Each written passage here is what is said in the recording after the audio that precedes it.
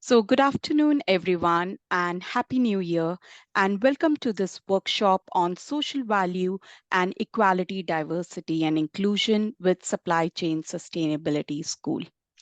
First thing first, my name is Vishali Bed. You can call me Vish. I'm a senior consultant with Action Sustainability, the delivery partner of Supply Chain Sustainability School. And I've worked in 3 countries as a procurement professional within the realm of sourcing, category, and supplier management. And my focus areas are social value and social sustainability within the procurement function. Few housekeeping rules before we start today's session. Please ask your questions. We will pick some questions at the end of this session.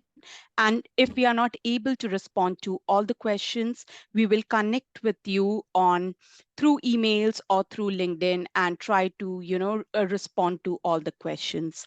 We will be using Mentimeter for today's session. So please join us on menti.com. We will share the code and other details once we are there. We will share the slides and poll results after today's session. And just one thing, we are recording today's session just just for the benefit of the ones who are not able to join the workshop today, but we will be editing the video so that we don't cover the questions and our discussions. So please ask your questions, ask and participate within the discussion. This is the agenda for today. And the beautiful thing about this session is we have 3 to 4 case studies from our suppliers from National Highways Network. So there is a lot of inspiration, a lot of good case studies and best practices that we are sharing in today's session. So let's start today's session with understanding what is social value. What has happened actually in the last few years and still going on is that we all have witnessed adverse impact of COVID, impacts of climate change, and needless to mention, the changing geopolitical situations. And it is time that as businesses, we take a stand and do something using actually supply chain as a force for good. And of course, today we are discussing about diversity and inclusion, which is an age old challenge, but it is time that more than just speaking and discussing, we need to act now and find solutions together as a business community and fraternity.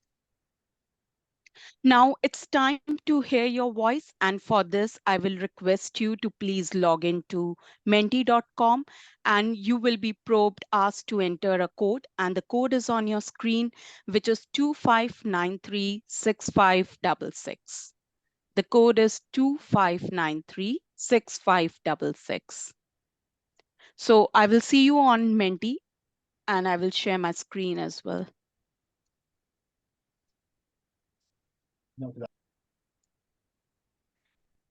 And if you are there on menti.com, the first question is, can you describe social value within 3 words? What is social value for you?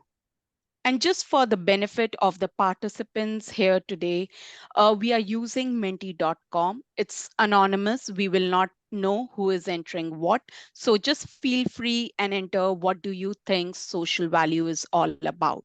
What comes to your mind? So, what is social value for you? I know we are hearing talking about social value from a couple of years, but still, we would like to learn from you what is social value for you as an organization? What are you currently thinking about when it comes to social value? Brilliant. I can see a lot of words on my screen. We are talking about community. We are talking about inclusion, giving back. We are talking about planet, people, value adding, education, community benefit, diversity, corporate responsibility. One thing is clear, we are talking about making a positive impact within our local communities. We are talking about making a positive impact on people's life. That is social value for us. So Whenever we are discussing about social value, we are thinking about social value, we need to think about people. We need to think about the positive impact that we are creating through our business models, through our supply chain. Brilliant. Moving on to the next question. Of course, we all are, in the different journeys, different levels when it comes to social value. And here we would like to understand from you, where is your organization in terms of understanding social value? Do you think you are new to this game of social value, or you already have a social value policy, strategy, document in place? You have started collecting data, or actually you are reporting data publicly through your annual reports, sustainability, social value reports, or probably ESG reports as well. Or you have, gone beyond. You are sharing best practices within the sector, within our school network, where you are in terms of understanding and implementing social value. The last one, I think it's applicable for all of us. At times, and most of the times, we have that kind of a reactive approach. My client, they are asking about social value, and we have to work around this bit. So we are talking about working on client request, which is more around reactive approach. Where do we think we are in terms of implementing and understanding social value? Any more responses over here? Brilliant. So, as expected, it's a mix over here. But good news is, a lot of participants or the organizations already have a social value policy and strategy, and few of you have already started, sharing best practices within the sector, within the school network, and so on.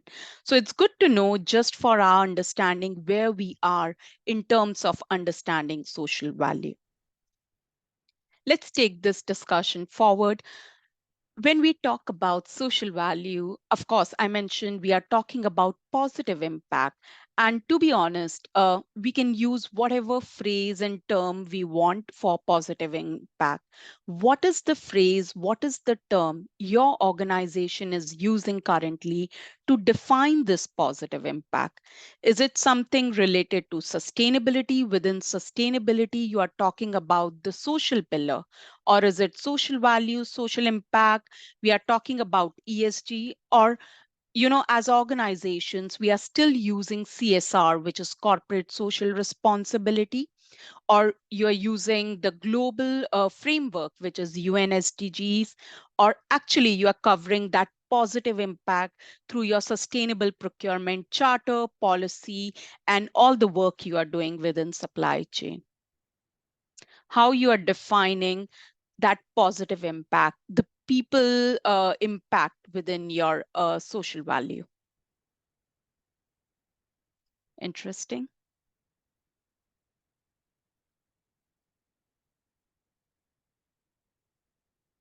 Any more responses over here?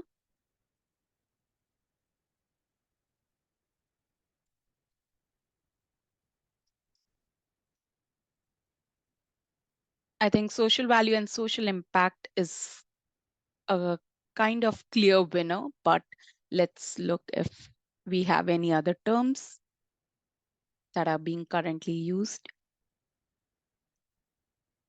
We are talking about community benefits. We are talking about, of course, sustainability that covers all the three pillars. We are talking about sustainable procurements and supply chain.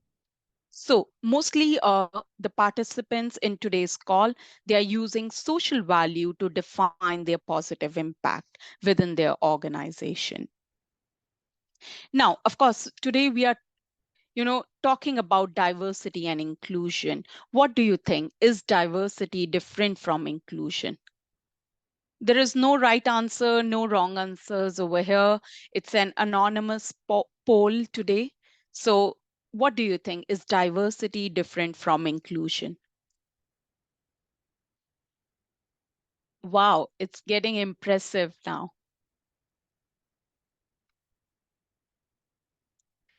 I think that looks like a clear winner.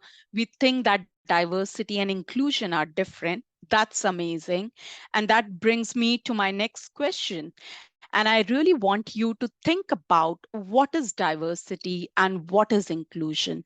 Just maybe some keywords if you want to define diversity and inclusion. You can just write D is, I is.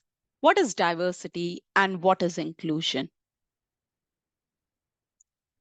Most of you just said that diversity and inclusion are different things. We are talking about different elements over here. Now, what is diversity? It's about respect.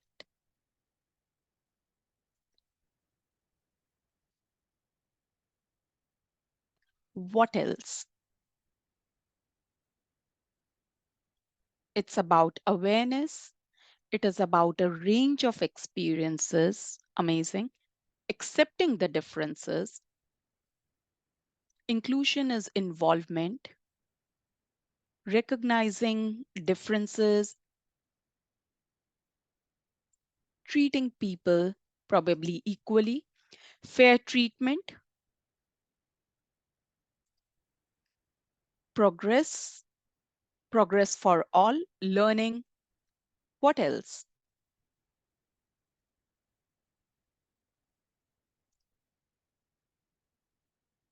Proportional representation.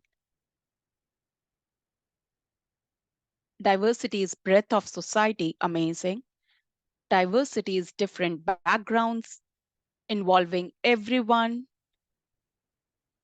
Opportunity, inclusion is involvement, diversity is recognizing the differences.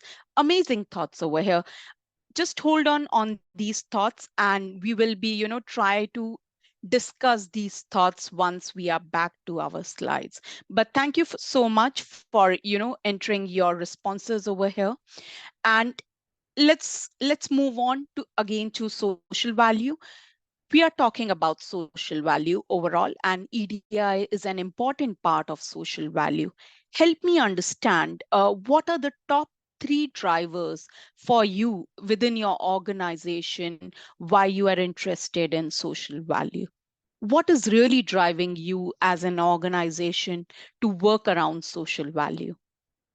And of course, consider EDI as part of social value. Where do you think that drive is coming from when we talk about social value? There are multiple options over here, but what really stands out for your company when you think about social value?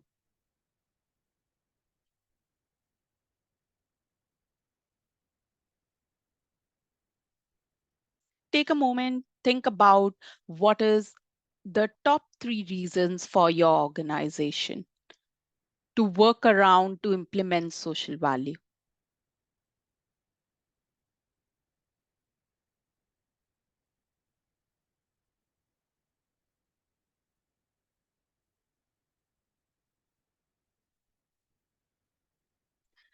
Brilliant. What I can, of course, see on my screen, we are talking about win-win relationships, that we want to improve relationships with communities we work in.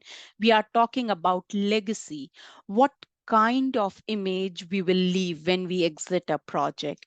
We are talking about attracting and retaining staff. We are talking about bringing more innovation within our organization. I think everything is relevant within our industry, within our sector. Only thing is you can, take these options with you and think with your colleagues and, internal stakeholders. What are the top three reasons which is driving you to work around social value?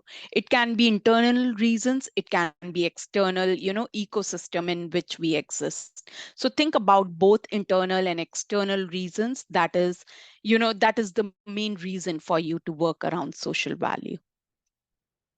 And that's pretty much it for the Menti exercise. We will now be back on our slides. Go back to our slides here. Now we have Mike, sorry.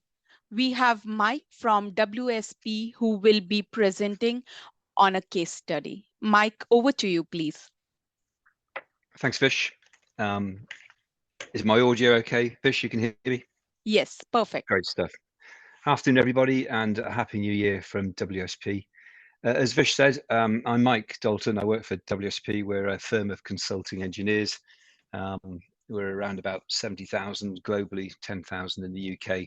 And one of my many hats is to look after our Guildford office, home to about 400 of our engineers in the UK. We've been in the Guildford office now for about 5 years, and soon after moving into these premises, I came across Oakleaf at a local business event. It was about the time that mental health in the workplace was starting to resonate, and I kind of put two and two together, and we as a company decided to support them because they're Guildford based. That support was mainly around the provision of 50% of what we call the WSP Foundation grant, which every office gets. Is a small contribution. It's not a big grant. About £1,000 went to Oakleaf. But soon after, we kind of got to know them better and started to engage with them for the potential for working with them in volunteering. And then, of course, COVID came along and that all had to die away. The charity, like most, is a shoestring operation. Whilst the premises down in Guildford are rainproof, I think if you were a thief, you wouldn't consider it a target to go and rob. They needed far more than £1,000 to support them, and we're not the only, obviously, contributor. I visited them after COVID to look at where we can make an impact with our volunteering days. I was really keen to do this with National Highways. National Highways are based in Guildford. They used to be an advocate of Oakleaf before the pandemic came along. It's good for WSP to engage with our clients and suppliers at multiple levels, and here was a great opportunity for that. And I thought I might need the extra horsepower from just for more than just WSP. So that also 2 + 2 could have made 5. But really, the last point I want to make is that if you're not aware, the National Highways have a social value steering group. And the impact that this group has made through the leadership of Andrew Stevenson and Steve Fozzard has been really quite dramatic. And they have a biannual volunteering month, if you like. And this opportunity to work for Oakleaf happened to coincide with the May-June window. So another opportunity and another sort of box to be ticked, I suppose. So on to slide 2, if you could please, Vish. Quick look at Oakleaf. It's a Surrey-based mental health charity. It also has an adjunct as a VCSE, doing things like upholstery and gardening and some sports functions. It's been helping the Guildford community to manage its mental health since 1995. And the charity's aim is to transform lives through the provision of support, training, and wellbeing activities, building new futures with adults to manage their mental health. They have work-related training programs, employment support, wellbeing activities, and in the evening, which is where we're going to get to now, is a safe haven. In fact, they have 2 safe havens, one for adults and one for students, which I found very interesting. Just before we go on to the slides, I'm just going to see, Vish, if we could just play slide 3, which is a video. I'll let you do the tech for that.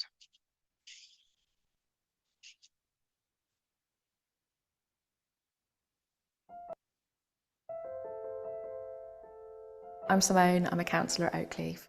The benefits of clients coming to Oakleaf for counselling are that they're already familiar with the people in the building, and it gives them the confidence to try counselling, and it makes it a much easier experience for them to come. I think what Oakleaf offers is a place for people to come and talk about their lives and their experiences and what's happened to them. And quite often I'm working with people in their 40s and their 50s who are talking to me about these things for the first time, and it's somewhere where they can be heard and quite often be believed. It's really sometimes hard for clients to access NHS services because they're so overstretched. For example, we see a lot of neurodivergent clients here who are waiting for assessments for autistic spectrum conditions or ADHD, and they can be a 7-year wait. It's really nice to support those people while they're waiting for diagnosis. What is really great for me as a counsellor working here is that we can have 18 sessions together, which gives us time to really explore what the client needs to work through. And I don't think there are any other services that offer such a long time. It's normally about 6 to 10 sessions. And often when they do get into these services, It can be offered in a very short amount of sessions. And the other great thing about Oakleaf is it starts at £5 a session. Counselling gives people hope that things will change, and if you can't change your circumstances, we can look at changing your responses to what's happening. Now, I think the really good thing is when people notice how they respond to certain situations, and that's the beginning of facilitating change. And then when that change comes, it is really exciting to see the kind of confidence and the resilience that can come with that, which can reduce people's anxiety, and it really makes a change to their life because they just grow in the knowledge that they can manage their own life situations and don't feel like things manage them. To be a counsellor at Oakleaf is a real privilege because you can really help people who would not be able to access counselling normally.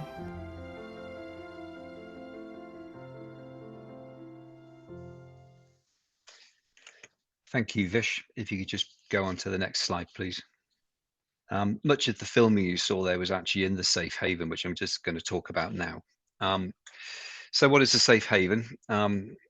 It's actually, if you press the next slide, please, Vish. Yeah, that slide there can.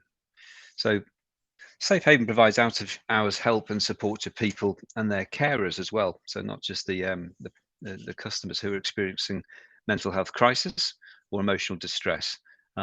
It's the only such facility in Guildford and is provided in partnership with NHS Guildford. It is a unique community service, as the councillor talked about, operating throughout the year from 365 days a year, mainly in the evenings. And aside from A&E, it's the only resource of its kind where you can go for help. If you went to an A&E, as the lady said, 7-year wait, but just to get seen on a matter that's considered a non-urgent clinical issue, you could easily wait half a day, if not a day. And even then, it might only be a quick chat, and a lengthy referral process could be the expected outcome. So through its partnership with the NHS, Oakleaf provides immediate access to support and intervention for mental health counselling, and then further infrastructure for those in crisis. In 2023, it had over 2,000 clients into the safe haven, with a peak attendance on any evening of up to 15 clients. And the safe haven is not just for those undergoing deep emotional stress. It provides a spectrum of support to those suffering anxiety, loneliness, or indeed if someone who just wants to go and have a cup of tea and a chat. Over the years, the space had become tired and lacked the inviting atmosphere that it deserved, and the pictures show what it looked like before we intervened. It fell short of matching the warmth and compassion of the staff that worked there, and physically the space was divided with colours and lighting not in keeping with lightening the mood or the tone of any individual with emotional distress. So you can see here going from top left, that blue screen in the very top left picture divided the space. The colours were moody and dark. The paintwork was tired, and just generally keeping it looked more like a sort of a tired cafe than it is somewhere where you would go to get some emotional support. And then you can start to see the renovation in the pictures in the towards the bottom right of the picture. You just press the slide then, Vish, please. So that's not come out very well, has it? I'm sure we can work that one out later on, Vish, on the slides. But in dialogue, we both, so National Highways and WSP worked together. We summoned across the two organisations over 30 people. We thought the job would take a little bit more than just an afternoon of tending to the gardens. So we split the job up into 3 days and split the shifts up, really to give everybody the chance to volunteer, but also just to, we knew there'd be some dropouts, which there were. And scheduled the renovation over 3 days.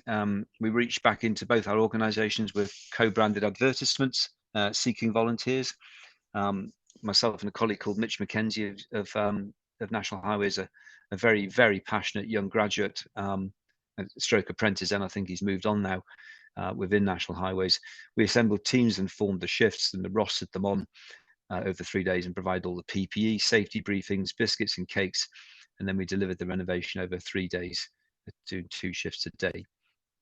We had to finish every day by 5 p.m. to get the facility back into operation for the evening patronage, so there wasn't a single ounce of downtime for the safe haven.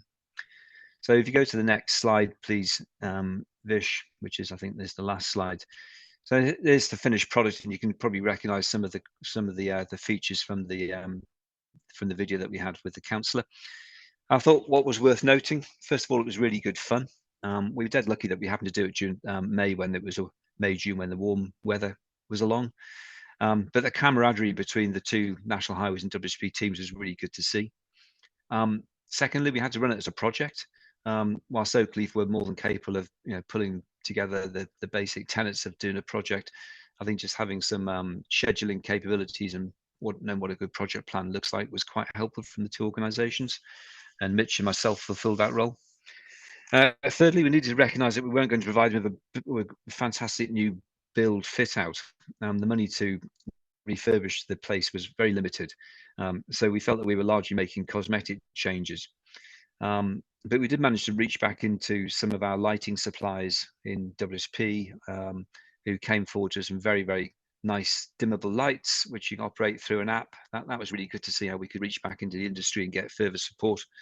But whilst we might have thought that we were making a big impact, the impact of the charity was absolutely enormous. Our expectations of working in nice, bright, shiny offices are very different to those of a charity. And it was very humbling to see the benefit and the impact that we made to them. We made friends of Oakleaf, and we moved it from a transaction to a friendship, where both WSP and National Highways feel far more affinity to the charity, can spread more awareness, and we'll do more work for them. And we made a real big impact. The room's now the go-to room within Oakleaf for not just the safe haven, but also for daytime events and training sessions, as the space is so embracingly big and calming. We didn't monetize the social value, but we all know that we made a very huge impact for a very worthwhile cause, and in a community where we all live and work. And the final point I would say, given that I'm in an esteemed company of contractors, is that we had no RID or reportable injuries. So that was it, Vish. Thank you very much for listening to me, and I hope that resonated with colleagues on the call. Thank you so much. Now, moving on, the question is, how should we then look at diversity and inclusion? First of all, I'm not a diversity and inclusion champion or subject matter expert. I'm just a believer of, how diverse and inclusive cultures can enrich us and our organizations. If you ask me what is diversity and inclusion, I think this quote from Indra Nooyi, who was the managing director of PepsiCo, it really stands out from, from a corporate perspective, from the way our organizations work. That diversity is not a program. Diversity is a program. It's an initiative. It's a, kind of a task that we do within our organization. But inclusion is a mindset, inclusion is a state of mind. And I think it really resonates well with me, because it's important that we should have diversity programs, initiatives in our organization. But to implement those diversity programs, we need to get those different perspectives. We need to make inclusion a part and parcel of our working culture. So we have to work on diversity, but before that, we need to think about how we can make inclusion a part of our, organizational culture, so to say. One more example over here, and you might be thinking I'm getting a little bit philosophical over here, and that's not what I really want here today in our session, but it is how we can bring different ideas that can benefit our businesses and organization. Now, just an example over here. Think about, the things around us right now. I have a laptop, I have a, computer screen, mouse, keyboard, and whatnot. Now, you have to think about, have you ever thought who has worked and created these things? Maybe yes, maybe not. But they are not the same set of people or community of scientists who have worked on these things, right? They are diverse people in the sense that they brought various way of looking things and creating them. Someone somewhere might have thought about, can we have a computer screen that can make our life easier, and we have a computer screen. Same for laptop, mobile devices, and all the gadgets that we are using. The point I'm making here is we need various perspective. We need various and diverse thought process within our organization, because when we think about, innovative ideas, we think about innovative solution to the existing problems in our society, we think about that diverse thought, and it comes from, of course, diverse set of people, diverse set of perspective. So here is, a way how we need to think about inclusion before thinking about diversity. And just last thought, of course, I'm not going through or reading through this thought, but it is about tolerance. Intercultural dialogue and respect for diversity are more essential than ever in a world where actually people are becoming more and more closely interconnected. If I can just, defer to this thought in a way that somehow we are getting disconnected within the society. And I think this is our privilege, this is our opportunity through diversity and inclusion to connect with people, to connect with our local communities. And I always say, be it suppliers, be it your employees, be it your local community, we are talking about people over here. And we need to connect and we need to think about people, in everything and anything we do within our businesses. Now, coming back to our thought around social value, and I get this question a lot of times that, you know, we talk about UNSDG, that is United Nations Sustainable Development Goals. We talk about sustainability. And now we are talking about social value. What is really social value? Why we need to think about social value? So let's start this journey by looking at the 17 Sustainable Development Goals that are global in nature. It covers, everything from issues on land, issues below the water, different aspects from around the world. So it is our foundation to social value. Now, if you look at the three sustainability pillars, you can actually categorize all these 17 goals in one of the pillars over here. Some will fall under social, some will fall under the environmental, and of course, some will be within the economic realm within the sustainability pillars. Now, what is social value? Anything, we discussed it within our poll as well, that anything you do to make a positive impact on people's quality of life is social value. And when I was, thinking about how we can represent social value, I can, this was the way I think we can represent social value through this Venn diagram, that we are still talking about the economic side of things, we are still talking about the social and the environmental aspects, but we are thinking about people in whatever we do, and that is social value for us.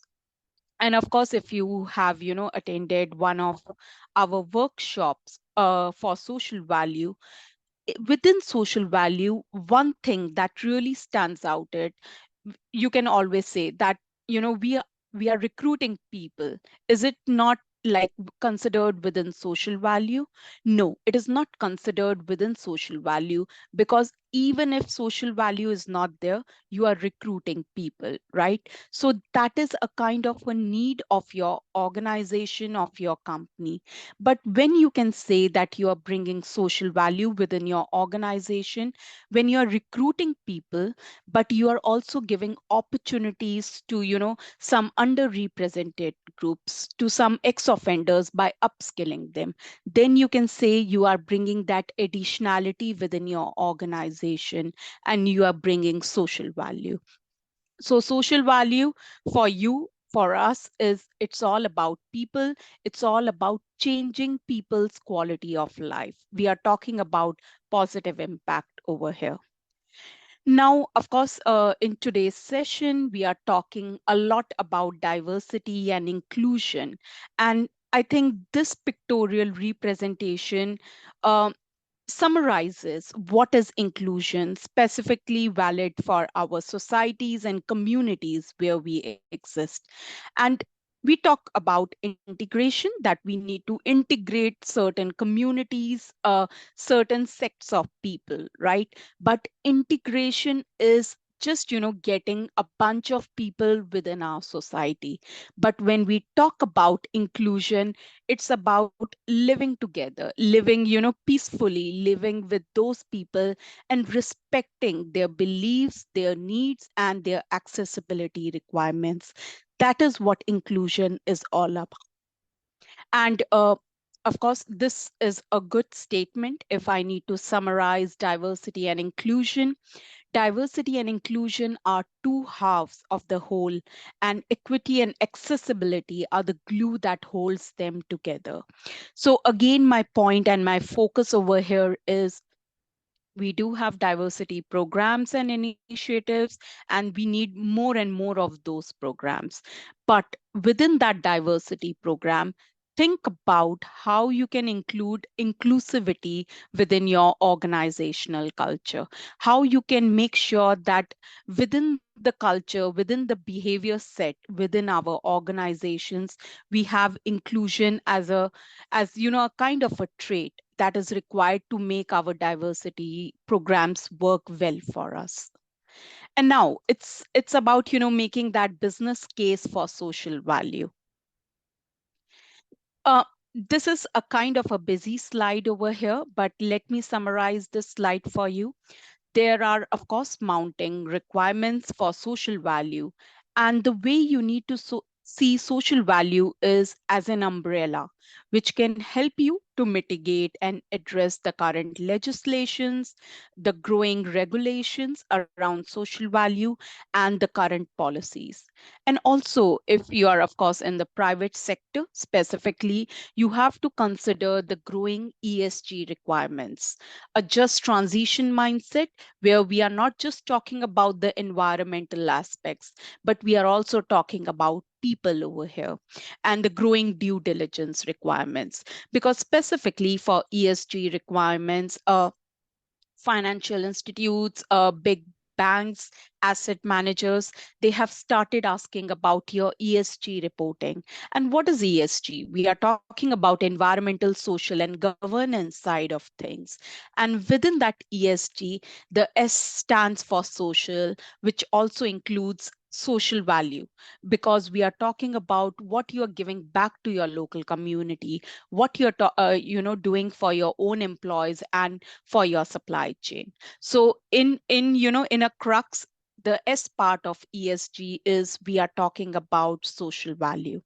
So these are the some of the requirements, and to abide by these requirements, you need to think about your strategy in terms of social value and how you can cover and capture all these aspects. So the next step in social value is to understand why does it matter? Because let's agree, we are in a business setup. As organizations, we always think about what is in for us, what I will get if I work around, implement social value initiatives. And of course, within our school, we conduct a lot of surveys and focus group discussions with our partners and supply chain. And this diagram with these three pillars were what was the result of the survey that we did with our partners. The first one is improving well-being. And when we talk about well-being, the first thing that comes to our mind is we are taking care of our people. That's great. We need to take care of our employees when it comes to well-being, but we need to go beyond and we need to think about well-being of our local communities. So whenever you are working on a well-being policy within social value or overall for your organization, think about well-being of your local employees, for sorry, local community, your employees, and even your supply chain. Just think about a situation, because of course you are somehow within the supply chain of some companies and you do have your clients.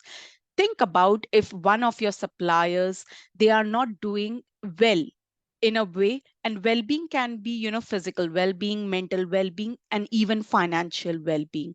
Think about if they are not doing well financially, how they can provide you whatever you are buying from that supplier.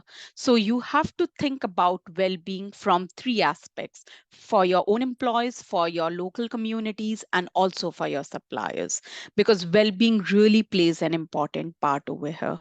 And of course, we need to think about how we can minimize negative impact, because we might agree or we might not agree on this point, but as businesses, we do make certain negative impacts in our society. What we can do, we might not be able to eliminate these negative impacts completely, but we can minimize these negative impacts. Think about an example over here. Think about the rail sector. They make certain kind of noise pollution because of course there are trains that are in operation, and probably certain local communities may get upset with that noise pollution. But can we stop trains? Can we, not rely on our public transport? That's not possible. We still need trains, we need public transport, but the way we need to think is how we can minimize those negative impact, what we can do so that those local communities where there is some kind of a disturbance, we can minimize that impact. So I think social value is our opportunity to work with our local communities to minimize those negative impacts. Talking about the business benefits, and I think specifically for social value, and of course, today we are discussing on EDI, we need to think about business benefits of EDI. The first one, of course, it will improve our workforce satisfaction and engagement. We are talking about, retention and attracting new staff. Uh, I always give this example from my life. I remember 10 or 12 years ago when I used to apply for certain positions, it used to be the HR department or that organization used to do my background check, that do I have the right skills, where I have worked, do I have this kind of procurement experience, and so on. But tables have turned when 3 or 4 years ago I was applying for certain positions. I used to do the background check of those companies. What is the purpose of that company? Is it like a purposeful company? Do they have sustainability policies? Do they have employee friendly policies, and so on? What is the brand image? What is the reputation of that company on social media? That was the way I used to evaluate before applying for any position. And I think the next generation, the current generation, they are quite keen to apply to positions which are with purpose driven companies, which has sustainable policies, and so on. So think about how you can use social value and your EDI policies to attract the new generation, to attract new staff members who are equipped enough to help you within your businesses. And of course, to enhance your reputation and brand image, social medias, they are getting strong. Anything good, bad, ugly, it gets reported on social media. So I think social value is a vehicle which can help us to enhance our reputation in the right way, because we are doing the right thing. We are bringing that positive impact. And of course, to attract investors, as I mentioned, ESG requirements, they are getting stronger. There is a community sitting in the UK, which is talking about ESG now. And I think in the summer, there will be certain discussions around the regulatory part of ESG within the UK. So think about how you can attract investors from financial institutions, asset managers, and so on. The last point, quite critical within the business benefits, is improve relationship with our communities. We need to think about win-win situation, and the way we need to think about, if you do something for your local community to help them overcome their issues and challenges, there will be time in future when, just for example, you are working on a project and you need support from your local community, they will be there to support you.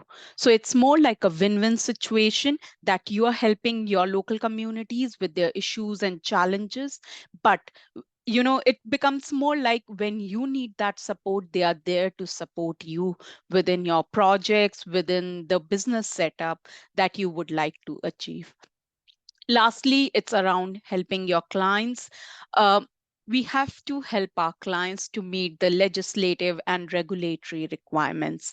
And of course, under PPNO 620, our clients, they are including social value questions within the tenders. So you need to help your clients through your reactive approach or proactive approach to help them to meet these legislative requirements. And I think at the end, it's all about doing the right thing, and social value is the right thing. How we can go beyond our business requirements and bring that positive impact on our local communities and the people who are involved within our business scenario. Now, of course, around FIR, we have the FIR program. It minimizes risk and save cost. Overall, diversity and inclusion can bring you a lot of benefits within your organization. We have discussed about innovation. If you need different ideas, innovative ideas, you need to think about different perspective that comes from diversity and inclusion. You want more talent, you want attract better people, attract a better pool of people within your organization. You need to think about diversity and inclusion. You have meeting customer expectation through social value. I think FIR can really help you.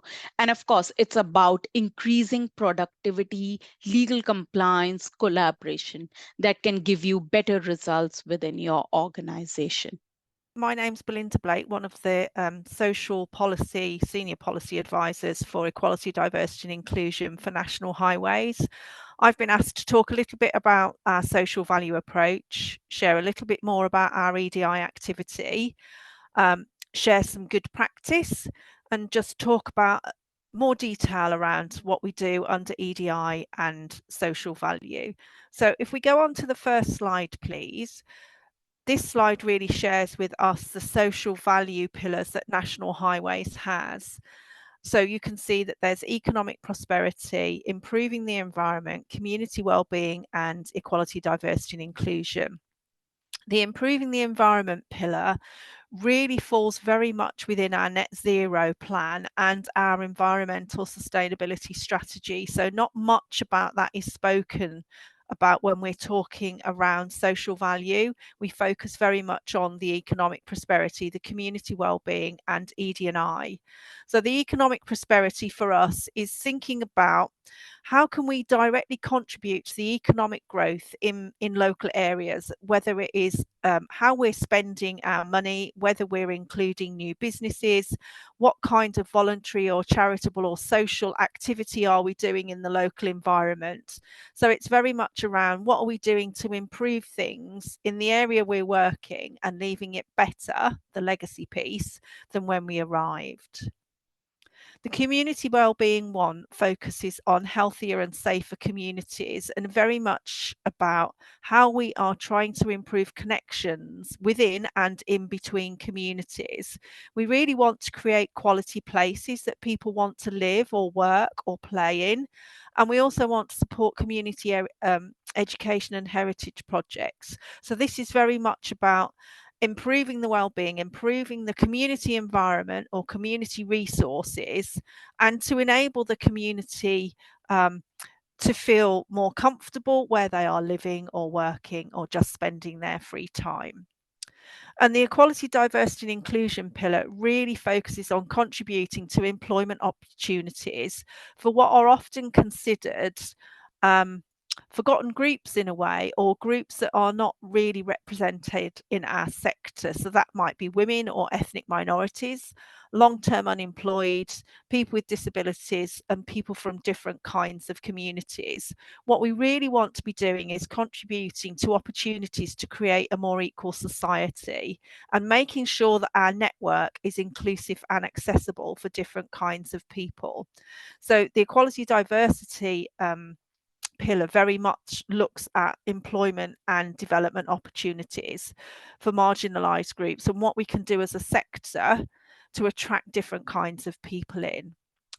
And underneath all of these pillars, there are metrics. So if we turn to the next slide, this shows all the different kinds of metrics that we have currently within National Highways. So there are 28 metrics at the moment, split into the different pillars. So the economic prosperity, equality, diversity, inclusion, and community well-being.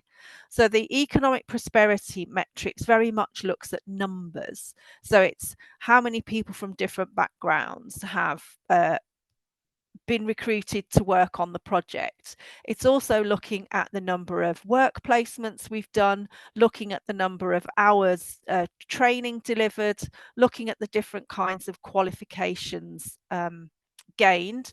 It also looks at our spend, so how much money we might spend with voluntary sector organisations or SMEs. So it's very much around the numbers piece.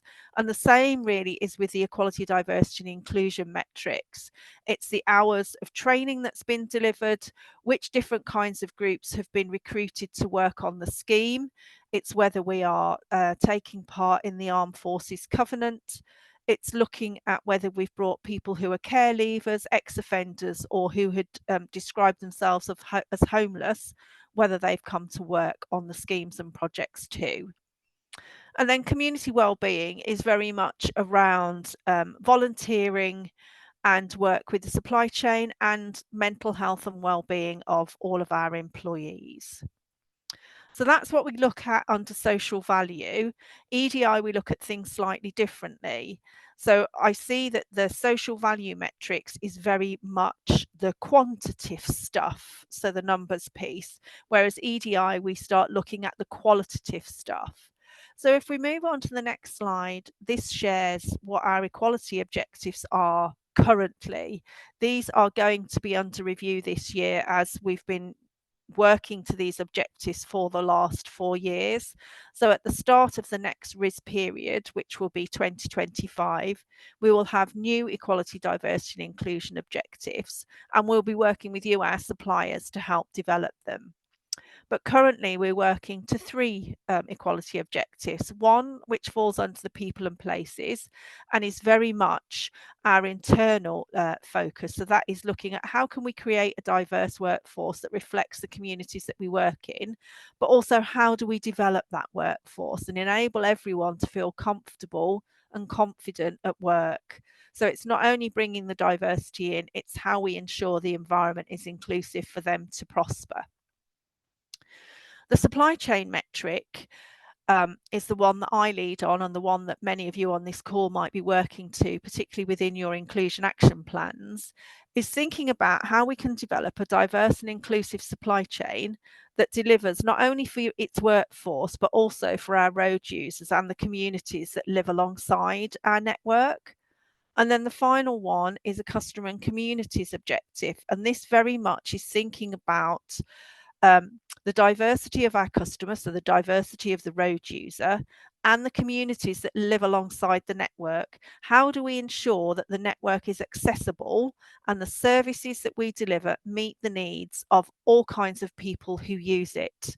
And we also think about the impact that we might have while we are either developing, creating a new road, or when we're maintaining or renewing a road, the impact that we have on communities and what we might need to do to mitigate against any kind of negative impact that's experienced by the people who live alongside us.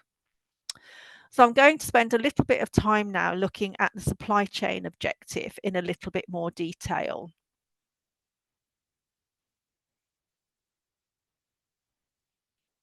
So like I said, our supply chain objective is developing a diverse and inclusive supply chain. And working with suppliers many years ago, we came to the decision to have 2 sort of themes. One was around developing capability and the other was around measuring and monitoring performance. And the reason why we ended up picking these was because all those years ago, quite a lot of us were at the early stages of our equality, diversity and inclusion journey, and many of us needed to learn from others. So we were active in thinking that we needed to develop capability so that we could all get better in this space, learn from each other and all be on the same journey. And we also decided that we needed to measure and monitor what was being delivered and how effective it was in its delivery, because we didn't want to focus on activities that maybe the outcome was not what we'd expected. So I'm going to look at these two themes in a little bit more detail. So firstly, we're going to take the developing capability theme. And this is how we actually started developing capability, not only within National Highways, but across our supply chain too. We do an awful lot of learning events and knowledge shares, very much like we're doing today. We have our Supplier Diversity Forum, which is a smaller group of suppliers who are recruited onto this group in order to deliver specific actions. And one of the subgroups focuses entirely on sharing best practice. So they will go out into our sector or even outside of our sector to find areas of good practice, and then ask people and other organisations to come in and to share with all of us some of their learning and the stuff that they've done that's actually made a difference. We also do a lot of sharing at our engagement council, which is held twice a year face to face, where around 300 supplier representatives come together for a day to learn things together, to hear about what National Highways is doing, and also share things that are relevant to our sector. One of the main things that we've been doing over the last 4 years is also developing better relationships with our DFT family organisations and working with them on particular initiatives. So we work with HS2, Network Rail and Transport for London on the data benchmarking activity. We also have one-off sessions where we will each share what our priority is for the coming years on ED&I, because we recognise that National Highway supply chain is probably very much like Network Rails and TfL and HS2, that it's a similar suppliers, but different bits within that supplier company working on our contracts. And many years ago, suppliers came to us and said, you're all asking for the same thing in a different way. Why can't you align? Why can't you do things collectively? So we have actively been trying to collaborate and align to each other. And the data benchmarking is definitely our greatest success with doing that. We also do targeted activity with our supply chain, and this often comes out through our measurement and monitoring piece. So we look at how our suppliers are performing on ED&I, and anyone that is falling below our expected standards, we will often do bespoke one-to-ones. Or it could be that we identify that as a collective, we've got a particular issue in a certain area. So we will come together to identify how we can achieve a solution in that area and actually all work together on delivering that solution. And before we move on the next case study, just a kind of an overview what you are doing in the space of social value and EDI. For that, again, I will ask you to join us on menti.com, and it's the same code that we were using before. So I will just share my screen with the Menti over here. And of course, you can also see the Menti code on the screen.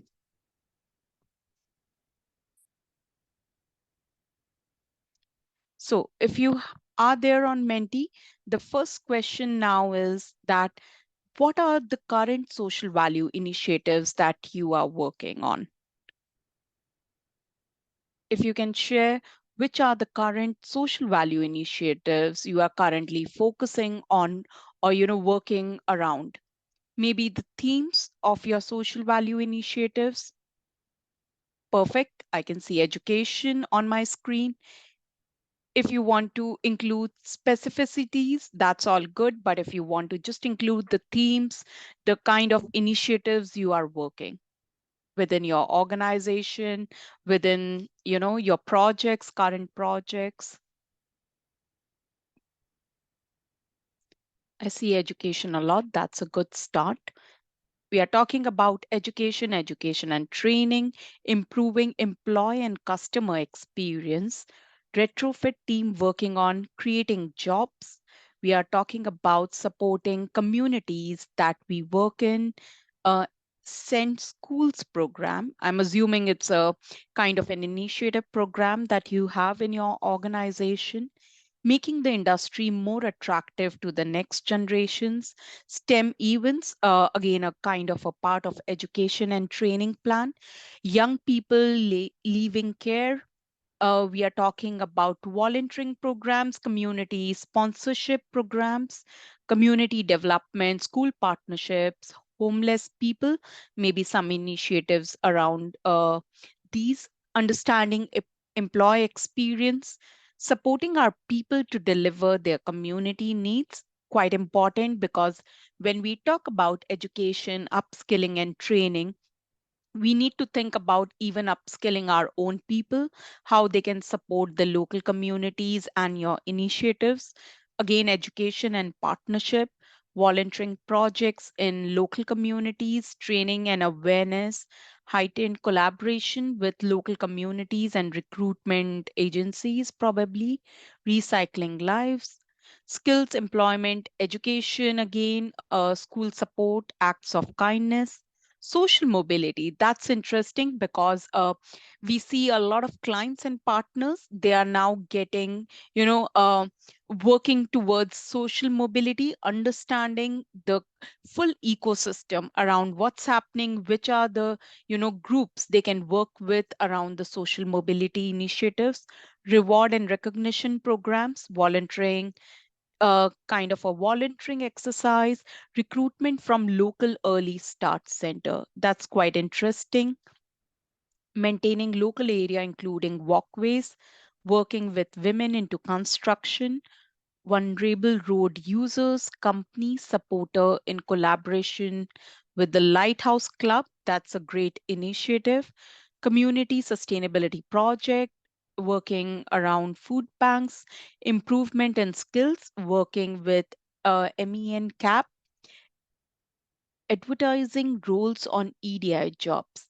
Maybe if the person who has entered this, at the end, if you would like to, discuss and tell us more about how you are doing this, your experience around advertising roles on EDI jobs, that would be interesting as well.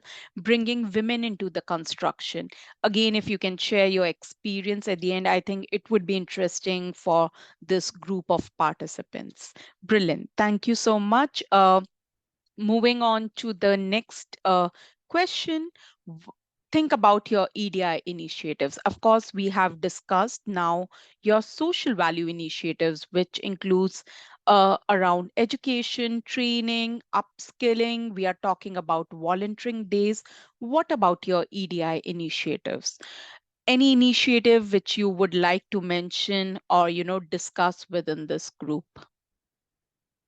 What you're doing in the space of EDI.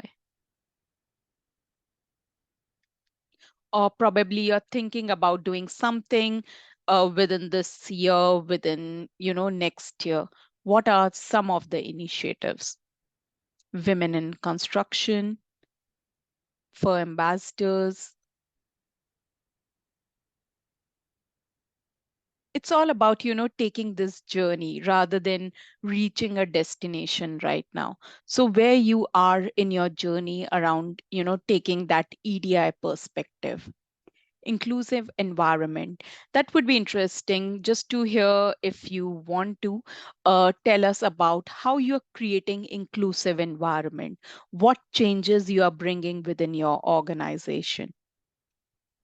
Created a women's forum, maternity workshops, very interesting paternity workshops as well. Train the trainer, roll out for wider education and awareness in the organization, inclusion, diversity, equity, and access training, updating our policy to be more inclusive, women in construction percentage, people representation forums, different ways of working, EDI training, inclusion stand-ups, HR analytical reports changed to JD's job descriptions. That's again a good initiative. Anything else over here? Lean in circles for women, EDI awareness training, people networks. Anything else? I think there are a lot of good initiatives which we can see within this question. And, the thing that we need to create over here is a collaboration platform that is, within our school, it's all about sharing the best practices, sharing your journey and ideas. So I think there are really good ideas over here, and if you would like to share these ideas with the wider group, we are happy to include within our case studies, include within our best practices. So please share how you are creating an inclusive culture, what you are doing to update your policies, and all the good work that you are currently doing. Amazing. Moving on, of course, we have a couple of more case studies and some more resources to share with you. But till now, we have heard from Belinda, we have heard from Mike from WSP. I'm sure you have learned a little bit about social value. You know a lot what's happening in your organization. What is the one key takeaway you will take from today's workshop? And it might be just an inspiration. It just maybe I will look into my policies, what we are doing within social value and EDI. What do you think? What is the key takeaway from today's workshop?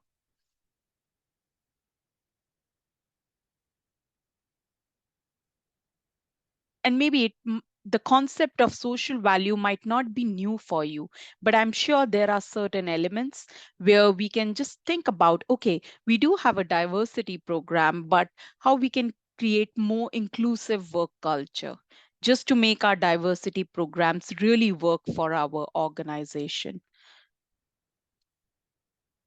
Broader awareness of educating our people. Social value is important and must be taken seriously by everyone. Better knowledge to go forward and look into our policies and see what more we can be doing. Extend well-being strategy to look at community and supply chain. Brilliant. There is still a lot of work to do. And that's the best thing about the participants today. First thing, before, of course, we are working on social value and EDI, but we also need to realize where we are today to take that step forward. So we all need to work, but we should know where we are in today's situation in terms of social value. Links between EDI and social impact, link between EDI and social value, understanding the benefits of social value with EDI, quite important. Shared awareness and various approaches that can be taken. EDI is a part of the greater whole life cycle actually within our organization. Look more into social value in the company. Although my organization does a lot on EDI and social value, there is still a lot more we can all do to create a more welcoming and inclusive environment within our business. I think really brilliant thoughts. Anything else to add over here before we move on? If not, probably I think the last question on our Menti exercise for today, what support you require. We discussed where you are in terms of social value and EDI. We have discussed the concepts of social value and EDI. Now the next step is where do you want to reach, and to reach that point, what support you require to implement social value and EDI within your work, within your organization. And it can simply be you are looking for best practices, what can be the social value policies and strategies and EDI way of implementation, what support you require.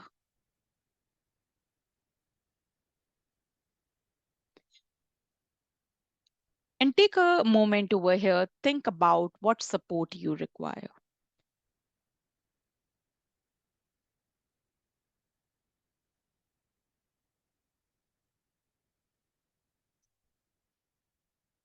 And really, this is a chance for you to think about, do you need more support from your clients, from, say, national highways, to explain you their expectations, their objectives, share resources with you? What kind of support you require?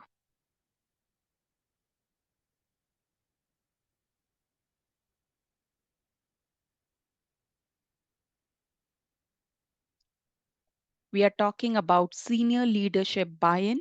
We are talking about support from our supply chain partners, supply chain buy-in, sharing best practices, understand the goal for EDI, sharing around just one point around understanding the goal for EDI.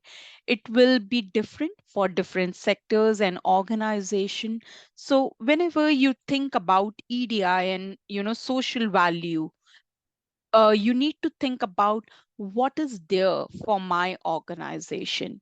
Maybe you can just, the poll that we did for what are the three drivers for you as an organization to work around social value.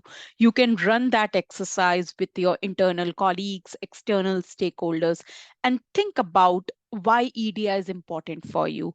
What can be the benefits it can bring to your organization?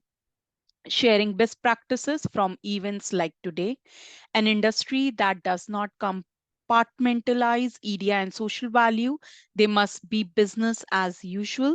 Social value, better leadership, understanding, and buy in, assistance in working to change wider attitudes, best ways to present, share achievements, and learn from others.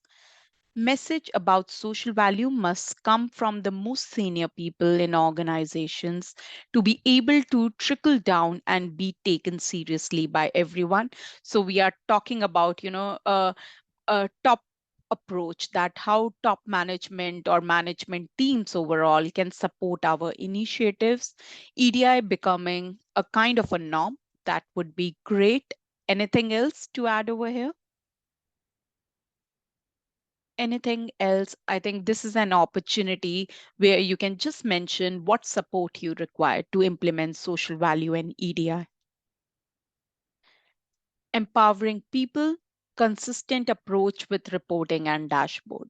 I can understand it can be a kind of a issue challenge because a different organizations have a different way, a different approach around measuring and reporting around EDI and social value. So can we look around for consistency, having a budget for social value and EDI activities? Anything else? Brilliant. If now it's time to hear from Steve Jones from CRL Concrete Repairs Limited. So Steve, are you here, Steve? Thank you, Charlie. Thank you, Steve. Over to you, Steve.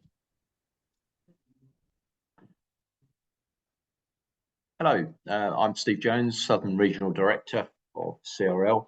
I'm going to just give you a whistle-stop tour of the work CRL have been doing over the last years on FIRS, diversity, social value. Next slide, please. Just to provide some context, CRL formed in 55, now turning over 50 million.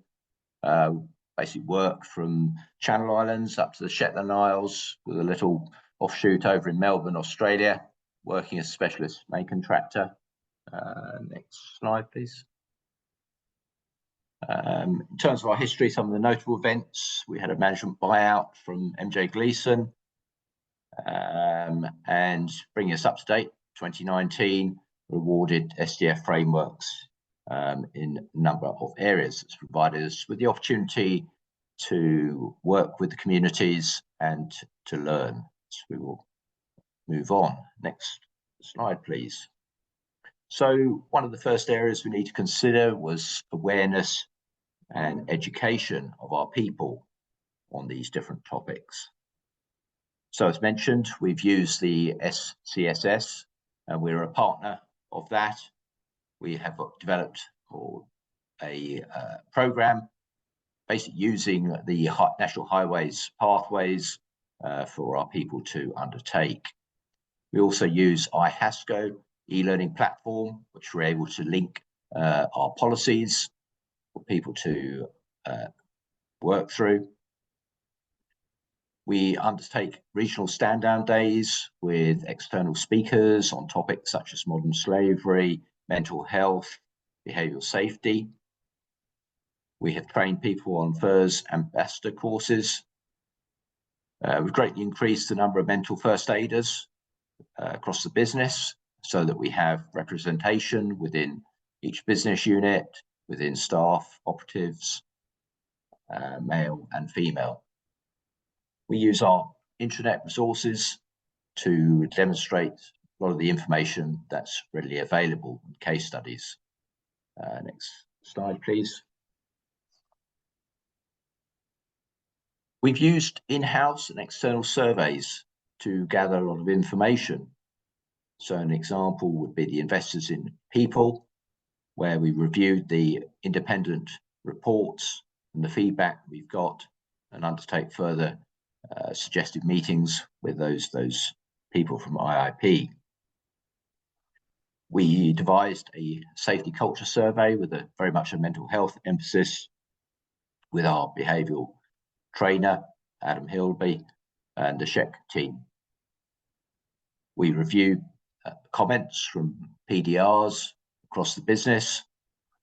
We run a quarterly SHEC forum, which brings together all the business units as well as operatives and provides an opportunity to ensure we've got consistency, feedback across the business, as well as looking at objectives and new policies, etc. Next slide, please. So from these surveys, we've put in place a number of interventions. One has been behavioural training program, so run by Adam Hilby. And this is run from senior leaders down to our operatives. This is very much focused on trying to create a safe space, as well as for leaders to understand the importance of leadership within diversity, EDI, social value. We operate a SHEC newsletter, example there on the right. This provides information of what's going on, as well as providing "you said we did" feedback to people. Working from some ideas out of the community, we've developed our own Ops app, and that enables all people within the business to provide feedback on what they may see on site, be that safety, quality, environment, any other issues that they may do. That can be good, could be bad, but at least gives everyone a voice that it can be heard. Next slide, please. We've developed our work in social value. We employ social value sustainability coordinator. We've looked then to develop a series of policies and statements. We run regional events with the different business units. These are then used to create case studies. These different case studies may be linked to personnel within the business unit, such as the Shandag School we see on the right-hand side. Some of these may be associated with clients, tender commitments. So up in Yorkshire, North East Highways, we undertook work at the Bosgrove Nature Reserve, getting involved with pollarding trees. We had 20 staff at Market Community Gardens in Albury, again undertaking various tasks of an overgrown, dilapidated garden centre that was used very much by the community to transform polytunnels, compost areas. This has been well received by local charities. On our larger sites, we recycle PPE and timber in utilising charity organisations. We record using the Thrive dashboard, which I think we find easier than Tom's. And we provide the opportunity for staff, personnel to take 3 days community service with the events that we run, but also with their own potential events. Final slide, please. With regard to recruitment and personnel changes, we've renewed all our job descriptions, changed some of the titles. And from a community event, we've got our suppliers to look into the ability to now provide PPE for ladies' sizes and religious sensibilities. We have a new HR platform, Bob. This gives people the opportunity to communicate by shout-outs across the business, certainly all these social value community projects that we're running, and gives us far more ability to undertake analytical reporting. We developed an apprenticeship program across the business with a number of apprentices undertaking degree courses on a rotational basis on our sites, so that they're picking up on different disciplines, different internal training, and also looking then to mentor to professional membership. Through comments on the PDR, we've extended maternity leave, and we've made approaches to prison services and early start centres. It's an area that we're looking to further develop. We provide health surveillance and wellness checks for our staff and operatives, and we offer an independent health assured service where staff can contact an independent person from anything from bereavement issues, financial or other problems. And that completes my little tour. Thank you very much. Thank you, Steve. Thank you so much for presenting your case. Potential events. Final slide, please. With regard to recruitment and personnel changes, we've renewed all our job descriptions, changed some of the titles. And from a community event, we've got our suppliers to look into the ability to now provide PPE for ladies' sizes and religious sensibilities. We have a new HR platform, Bob. This gives people the opportunity to communicate by shout-outs across the business, certainly all these social value community projects that we're running, and gives us far more ability to undertake analytical reporting.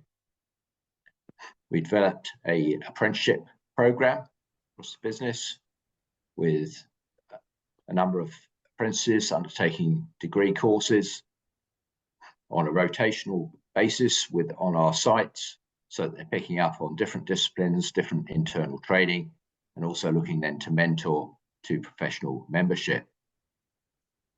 Through comments on the PDR, we've extended maternity leave, and we've made approaches to prison services and early start centres. It's an area that we're looking to further develop. We provide health surveillance and wellness checks for our staff and operatives, and we offer an independent health assured service where staff can contact an independent person from anything from bereavement issues, financial or other problems. And that completes my little tour. Thank you very much. Thank you, Steve. Thank you so much for presenting your case study. Next is Steph from Crown Highways. Hi, Steph. Hi there. Thank you. Good afternoon, everyone. My name's Steph Smith from Crown Highways, and Belinda invited me along today to talk about how I developed a meaningful inclusion action plan for Crown Highways as an SME. Crown are working on the scheme delivery framework, delivering road lighting and technology schemes in the Midlands and the Northwest. As a medium-sized business, we've only got about 120 employees, and we've got quite high retention rates. Many of our staff have been with us for quite a considerable time. It was important to me to develop an inclusion action plan that took into account both the nature of the organisation and was simultaneously challenging but achievable. If you'd like to move the slide on, thank you. Now, I'm by no means an expert in EDI. It's one of the many hats that I wear for Crown Highways and indeed for previous employers before that. So I do apologise to any EDI professionals on the call if this is a bit back to basics, but I hope for those few that said that they were a little bit newer to this, it might give you a little bit of help. So the Crown Highways Inclusion Action Plan is based around the 3 National Highways objectives of inclusive cultures and working practices, the diverse needs of customers and neighbouring communities, and then developing the wider supply chain capability around EDI. So starting with the inclusive working cultures, our actions have been about recruitment practices, our future resource planning. Are we only recruiting 9 to 5 full-time roles? Levels of firm maturity and how many FIR ambassadors we have within the business, the well-being of the whole team, and then in terms of EDI training and awareness. In terms of the diverse needs of customers and communities, we've very much aligned our plan with the actions contained within our customer-centric action plan and the metric that's associated with that. So we're looking at how we approach customer impact on our schemes to ensure that we're taking the needs of the whole community into account. We're considering the principles contained in Roadworks, a customer view, with the new one particularly released just a few days ago in 2024. And actually in these actions, I've also included actions around the National Highways Access and Inclusion approach that was released in 2023. And then finally, we include social value activities and try and recognise the diversity of our local communities when we're planning those social value activities. So the final priority, with actions around the capability of the wider supply chain in the EDI space, is not really easy when our delivery model is to self-deliver most of our works.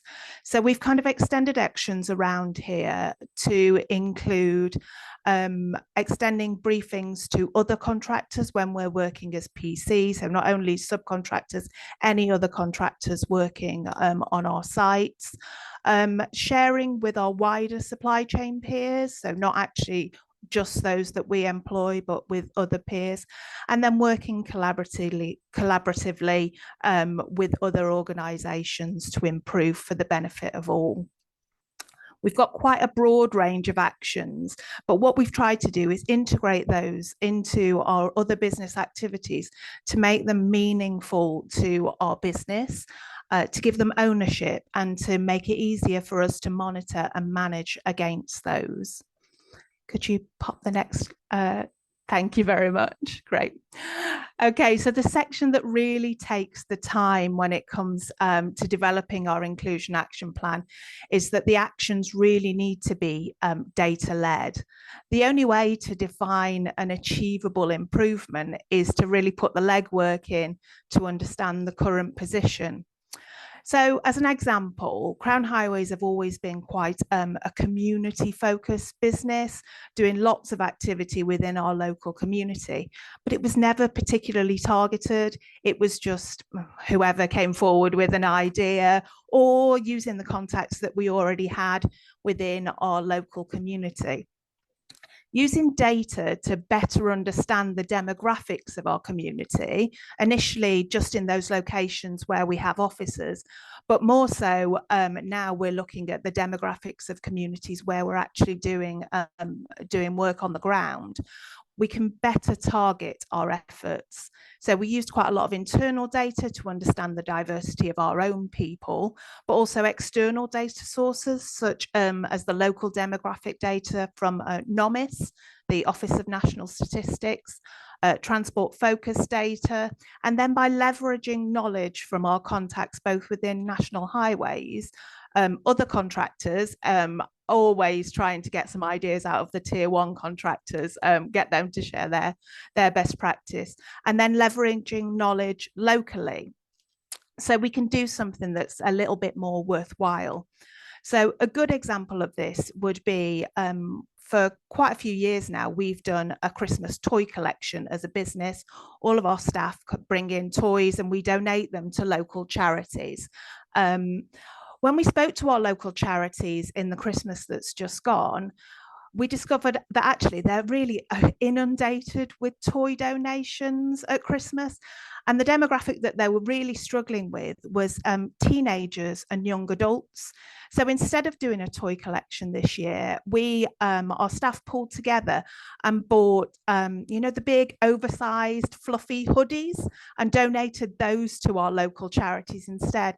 It was really, really well received, and it's made a huge impact in terms of those young people and teenagers within our local community.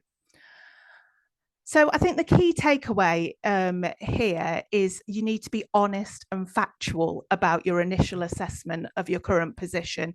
Get as much data as you can to help you plan your actions, and then your actions will actually start to deliver something. You need to be realistic about what you can actually achieve. It's really, really easy to plan everything in at the same time and think that you can just change the world overnight. And you really need to think about making those actions and spacing them out so you can actually achieve something within your business. So the next part of that planning process is trying to look at the measurement of success. And I try to use the so what test when I'm doing that. So if I've reviewed all of my resourcing, planning, and my recruitment and retention policies and procedures, then we really won't have achieved anything if all of our recruitment continues in the same blueprint as all our existing staff. We really need to make sure that the so what piece is that our team slowly becomes more and more diverse. And I say slowly because when you don't have a great turnover of staff, you don't have the same amount of opportunity to recruit. So those things can just take a little bit of time to work their way through. But the so what would definitely be that our team becomes more diverse. We have more diversity of roles available, more diversity of applicant, and consequently a more diverse employee base. All of your actions should be meaningful and measurable and valuable improvements to your business as usual. My final word really is about, and again, I apologize if I'm being really basic and simple, but build your contractual commitments into your inclusion action plan. I have absolutely worked for companies before where the bid team have promised one thing and the EDI expert has promised another thing. And for the people on the ground, it's actually really, really impossible to deliver against both things. So your contractual commitments have already been committed to National Highways. So that's where you need to start your focus. So what have the Crown Highways team achieved since I wrote our inclusion action plan in 2022? We've grown our apprentice cohort, and the feedback that they give me about the experience that they're getting in our business is absolutely awesome. We've refreshed all of our business strategies, not just those related to EDI. We've refreshed all of our business strategies to ensure that they're inclusive and that they value diversity. We've celebrated International Women's Day and International Men's Day.